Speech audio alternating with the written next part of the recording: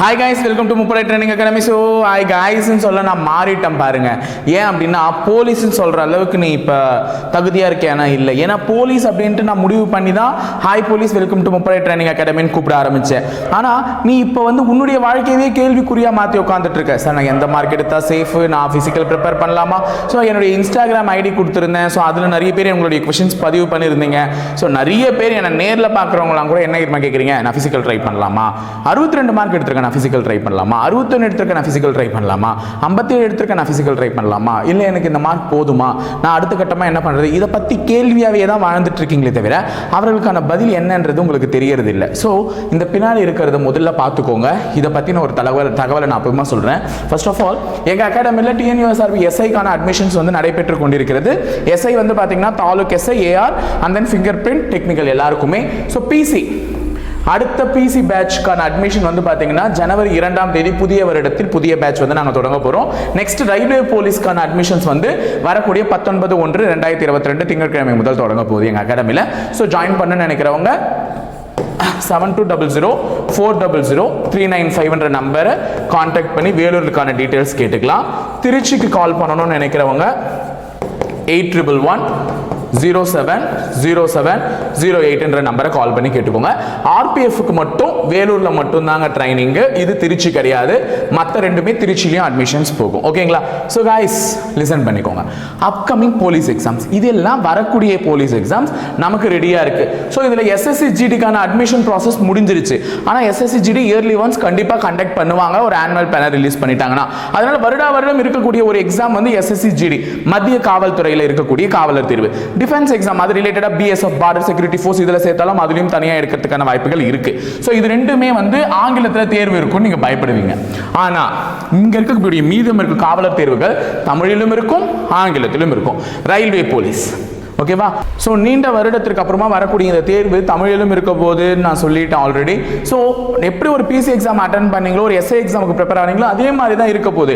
அப்போ இதெல்லாம் வரவிருக்கக்கூடிய ஒரு வாய்ப்புகள், அரிதாகி வரக்கூடிய ஒரு வாய்ப்புகளை கண்ணுக்கு தெரியாம நான் இதுக்கப்புறம் ப்ரிப்பேர் பண்ணட்டுமா, இதை பண்ணட்டுமா, அதை பண்ணட்டுமான்னு கேள்வியிலே வாழ்ந்து உங்களுடைய வாழ்க்கையை வீணடிச்சிடுறீங்க. இங்க பாருங்க, இவ்வளோ எக்ஸாம்ஸ் வரிசை கட்டி இருக்கு. திருப்பி 2023 ஃபிங்கர் பிரிண்ட் வரும், தாலுக் வரும், ஏஆர் வரும், இந்த மாதிரி எஸ்ஐஸ் நிறைய இருக்கு. பிசி 2023 திருப்பியும் வரும், அதுவும் விரைவில் நமக்கு வரும். ஏன்னா இவங்களை வந்து ஒன்ஸ் ப்ராசஸ் முடிச்சு உள்ள அனுப்பிட்ட உடனே நமக்கு அதுக்கான ப்ராசஸ் அவங்க ஆரம்பிப்பாங்க. ஸோ இந்த மாதிரி அப்கமிங் ஆப்பர்ச்சுனிட்டிஸ் நிறைய வர இருக்கு. நீ தயவு செஞ்சு கேள்வியிலிருந்து வெளியே வந்து அதுக்காக ப்ரிப்பேர் பண்ண ஆரம்பி. ஓகேவா? ஸோ நிறைய பேருடைய கேள்வி பிசிக்கல் மார்க்ஸை பற்றினது தான். ஓகேவா? So most of the candidates வந்து என்கிட்ட சொன்ன மார்க் வந்து 58 இருந்து 67 சொல்லியிருக்காங்க. அதாவது என்கிட்ட தனியாக இன்ஸ்டாகிராமில் மெசேஜ் பண்ணவங்களும் சரி, அதுலேயும் நிறைய பேர் வந்து ஜிகேயில் வந்து ஃபைல் ஆகிருக்காங்க. இன்ஃபேக்ட் சொல்கிறேன் பாருமா, எனக்கு இன்ஸ்டாகிராமில் வந்த நான் மெசேஜ்லேயே நான் ஷாக் ஆனது என்னன்னா 62 மார்க் ஜிகே. என்கிட்ட நேரில் ஒரு பையன் சொன்னான் 59 மார்க் ஜிகே. ஆனால் இவங்க 2 பேருமே தமிழ் எலிஜிபிலிட்டியில் வரல. தமிழ் டவுட்டு அவ்வளோ. ஓகேவா? ஸோ 62 மார்க் ஜிகேல எடுத்தவரும் 59 மார்க் ஜிகேல எடுத்தவரும் எனக்கு என்ன ஆகலை, தமிழ் எலிஜிபிலிட்டி வரல. தமிழில் ஊற்றிக்கிச்சு, என்ன பண்ண முடியும்? தமிழ் இப்போ என்ன ஆயிடுச்சு பாரு. தமிழும் நமக்கு ஒரு மேஜர் ரோல் பிளே பண்ணியிருக்கு. அப்போ தமிழில் வராதவங்களும் சில பேர் இருப்பாங்க. அதாவது நீ என்ன பண்ணுறன்னா, கண்ணுக்கு தெரிஞ்ச ஒரு 10 பேர் சொல்கிறான் 62 67 62, அப்படியே அதை ஒரு மாய பிம்பமாக கிரியேட் பண்ணி என்ன தவிர எல்லாருமே 60க்கு மேலே தான்டா அப்படின்ற மாதிரி ஒரு ஃபிக்ஸுக்கு வந்துட்டேன். அந்த மாதிரி ஒரு ஃபிக்ஸ் பண்ணிட்டேன் உன்னுடைய மைண்டை. 120 பேர் உன் கண்ணுக்கு தெரிஞ்ச ஒரு இடத்துல உனக்கு 60 மார்க் மேலே சொல்லியிருக்காங்கன்னா, கண்ணுக்கு தெரியாது இன்னும் நிறைய பேர் இருக்காங்க. இப்போ வேற 1:7 ரேஷியோ எடுக்க போறேன்னு வேற சொல்லியிருக்காங்க. ஓகேவா? அது மாதிரி ஒரு பொருளையை கிளப்பிட்டு இருக்காங்க. ஆனால் ஆக்சுவலாக ஆஸ் பர் ரூல் 1:5 தான் எடுக்கணும். சரி, அப்படியே 1:7 கூட எடுக்கட்டுமே. ஒரு 24,000 பேர் எடுக்கிறாங்க பிசிக்கலுக்கு அப்படின்னா, உன் கண்ணுக்கு தெரிஞ்சு ஒரு 120 இருந்து ஒரு 300 பேரே கூட சொல்லியிருக்கட்டுமேமா. இந்த 300 பேர் தான் உன் கண்ணுக்கு தெரிஞ்சு 60க்கு மேலே சொல்லிட்டு தெரியுறாங்க. 24,000 300 எங்கேயோ தானே இருக்கு. அப்படியே எடுத்திருந்தா கூட எல்லாருமே 60 தாண்டி இருக்க போறது இல்லைல்ல. அப்போ மினிமம் கட் ஆஃப் ஒரு 58 நமக்கு வர்றதுக்கு வாய்ப்பு இருக்குல்ல. இன்னமும் ஏமா கேள்வியாகவே இருக்க? அதுதான் என் கேள்வி. நான் அடுத்து ப்ரிப்பேர் பண்ணலாமா? ரிசல்ட் வந்துருச்சு. 58 எடுத்த நீ பிசிக்கலுக்கு திடகாத்திரமா இருக்கிற ஒரு கேண்டிடேட் ரிசல்ட் வந்ததுக்கு அப்புறம் பிராக்டிஸ் பண்ணலாம்னு நினைச்சு ஏன் விட போற? தகுதியே இல்லாதவன் 67 மார்க் எடுத்து அவன் இப்போதுலேருந்தே ஓடி ஆடி ப்ராக்டிஸ் பண்ணி அவன் ஃபிசிக்கல் நல்லா பண்ணிடுவான். 58 எடுத்து நீ இந்த 20 நாளில் பார்த்துக்கலான்னு போய் விட்ட போற. இது நியாயமா சொல்லு, யோசிச்சு பாரு. இதுக்கு மேலே நான் ஃபிசிக்கல் ட்ரை பண்ணலாமான்ட்டு இந்த ஒரு கொஷினோடவே சுத்த போறியான்னு எனக்கு தெரியல. கேள்வி எதுக்கு, தாராளமாக முயற்சி பண்ணுங்கன்னு தான் நான் சொல்கிறேன். ஃபிசிக்கல்ன்றது இது ஒரு எக்ஸாமுக்கு மட்டும் இல்லை. நீ இப்பத்துலேருந்து ரெடி ஆனா அடுத்து வரக்கூடிய ரயில்வே போலீஸ் இருக்கு, SSC GD இருக்கு, அடுத்த ஒரு PC எக்ஸாம் இருக்கு, SA எக்ஸாம் இருக்கு, எல்லாத்துக்குமே அது பயன்படும். இனி வரக்கூடிய தேர்வுகள் சும்மா இருக்கா, அதுக்கெல்லாம் பயன்படும் தானே. அப்போ ஃபிசிக்கலாக ரெடி ஆனா எக்ஸாமை விடு, உன்னுடைய உடல்நிலைக்கு அது ரொம்ப நல்லது தானே. எக்காரணத்துக்கு கொண்டு உன்னை அதை கெடுத்து விட போறது இல்லை. உன்னுடைய உடம்பு நல்லா திடகாத்திரமாக தானே வச்சுக்க போகுது. பார்க்குறதுக்கு ரொம்ப அழகாக மாறிடுவல்ல, அழகாகிடுவேன் ஸ்மார்ட்டாக. அப்படி இருக்கும்போது ஏன் பயப்படுறீங்க? நான் ஃபிசிக்கலுக்கு ரெடி ஆகலாமா? ஏன் கேள்வியாகவே இருக்க? தயவு செஞ்சு ப்ரிப்பேர் பண்ணு. ரிசல்ட் வந்ததுக்கப்புறம் ஒன்றுத்தையுமே மாற்ற முடியாது. 57 எடுத்தோன்னு உள்ளே போகலாம், 67 எடுத்தோன்னு வெளியே வரலாம். நான் சொல்லியிருக்கேன் ஃபிசிக்கல் டிசைட் பண்ணி விட்டுருவோன்னு. அதை முயற்சி வச்சு ஒழுங்காக ப்ரிப்பேர் பண்ண ஆரம்பி. குறை சொல்கிறாங்க சார், நிறைய பேர் இது என்கிட்ட அடுத்து சொன்னாங்க. குறை சொல்கிறாங்க சார், எப்போ பார்த்தாலும் சொல்ல தான் செய்வாங்க. இந்த உலகத்தில் யாருக்கு தான் குறை சொல்ல தெரியல. ஏதாவது ஒரு விஷயம், இப்போ நம்ம வீடியோ போடுறோம், நம்ம வீடியோ பார்த்தே நிறைய பேர் இப்படி பண்ணலாமே அப்படி பண்ணலாமே நிறைய குறை சொல்றீங்க, இப்படி இல்லையே அப்படி இல்லையே நிறைய குறை சொல்றீங்க. குறைன்றது சொல்ல தான் செய்வாங்க. ஒருத்தன் ஜல்லடை இருக்கும்ல, நம்ம ஜலிப்போமே அந்த ஜல்லடைக்கு என்னடா குறை அப்படின்னு கேட்டாங்களாம்.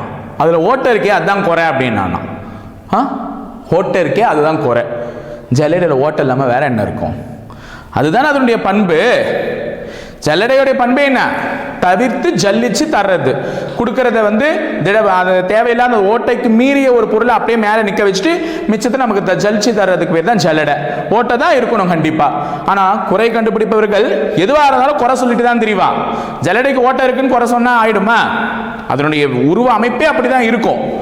ஸோ அதனால் யாரை எப்படி வேணா எவன் வேணா குறை சொல்லலாம். நமக்கு நம்மளை பற்றி தெரியும், நான் எப்படி இருக்கேன்றது என் மனசாட்சி தெரியும், எனக்கு தெரியும். அந்த ஒரு தைரியத்தோட துணிந்து போராட ஆரம்பி. எவன் என்ன சொன்னா நமக்கு என்ன? அவனா நம்ம வாழ்க்கையை வாழ்ந்து பார்க்க போறான். யோசிச்சுப்பார். இது நான் எல்லாருக்குமே ஜென்ரலாக கொடுக்குற அட்வைஸ் தான். யாருமே நம்மளுடைய வாழ்க்கையை அவங்க வாழ்ந்து பார்க்கறது இல்லை. சொல்றவர்கள் கருத்து இல்லை, ஆயிரத்தை சொல்லலாம். இப்போ நான் என்ன கூட நீ எடுத்துக்கலாம், நீ என்ன சொல்லிட்டேன், ஆனால் நான் என்ன கேட்கணும்ட்டு. இதை முடிஞ்சா எடுத்துக்கோ, இல்லைனா விட்டுட்டு போயிடு, அவ்வளோதான் நான் சொல்றேன். என்னுடைய வாழ்க்கையை வாழ்ந்து பார்க்கறதுனா, என் சிச்சுவேஷன்ல இருந்து என்னை பத்தி தெரிஞ்சுக்க போறதுனா, அதனால என் வாழ்க்கையை எப்படி டிசைட் பண்ணுன்ற உரிமை எனக்கு தான் இருக்கு.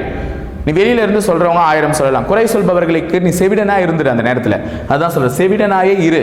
காது கேட்கல எனக்கு, ஆமா நீ பேசுறது எதுவுமே என் காதுல ஏறல, என் மூளைக்கும் ஏறல, நான் விட்டுடு. என்னுடைய காரியத்தில் வீரியமா நான் கண்ணா இருக்கிறேன், அவ்வளவுதான். என்னுடைய இலக்கு ஒரு காக்கி யூனிஃபார்மை என் மேல போட்டுக்கிட்டு என்னை பார்த்து 4 பேர் பெருமைப்படணும், அவர்கள் மத்தியில நான் நல்லபடியா வாழணும் அப்படின்றத மட்டும்தான் ஒரு குறிக்கோளா வச்சுட்டு நீ செயல்படணுமே தவிர, அவங்க எதை சொல்றாங்க இவங்க எதை சொல்றாங்க, இந்த மார்க் எடுக்க வராதுன்றாங்க, அப்படி பிசிக்கல் போனா வராதுன்றாங்க, எவன் எத்தனை சொல்லிட்டு போட்டோம். நம்மளுடைய இது motive to get the job, police job. அதுதான் என்னுடைய ட்ரீம் ஜாப், என்னுடைய சின்ன வயசுல இருந்து. அப்படின்னு நினைச்சேன்னா கண்டிப்பா அந்த காக்கி உடுப்பு உன் தோல்ல ஏறி உட்காரும். புரியுதா? ஸோ இதுக்கு மேலே யார் எதை சொன்னாலும் அதை மைண்ட் பண்ணிக்காத. இன்னொரு முறை நான் 58 எடுத்தேன், நான் ஃபிசிக்கல் ப்ரிப்பேர் பண்ணலாமான்னு அந்த கேள்வி கேட்டுட்டு வராது. அதுக்காக தான் இந்த பதிவு. நான் 58 எடுத்தேன், 59 எடுத்தேன், என்ன எடுத்தேன் என்ன இருக்கு, ப்ரிப்பேர் பண்ணு. அடுத்த எக்ஸாமுக்காவது கண்டிப்பாக உதவும், கண்டிப்பாக கட் ஆஃப் வரும்.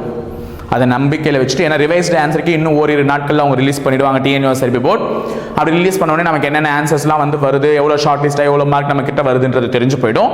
தெரிஞ்சு போனதுக்கப்புறமா நீ முயற்சி எடுத்து பண்ண வேண்டியது தான் பாக்கி. ஓகேவா? So all the very best guys, நல்லபடியாக பண்ணுங்க. All the very best for your upcoming exams. நிறைய எக்ஸாம்ஸ் வரிசை கட்டி லைனாக வரப்போகுது. எல்லாரும் ஒரு எக்ஸாமில் தட்டி தூக்கிட்டு கிளம்பிட்டே இருக்கும், வேலையை வாங்கிட்டு, அவ்வளவுதான். ஸோ இணைந்திருங்கள் காவலர்களை, தொடர்ந்து பயணிப்போம் முப்படை பயிற்சி மையத்தோட. நன்றி, வணக்கம்.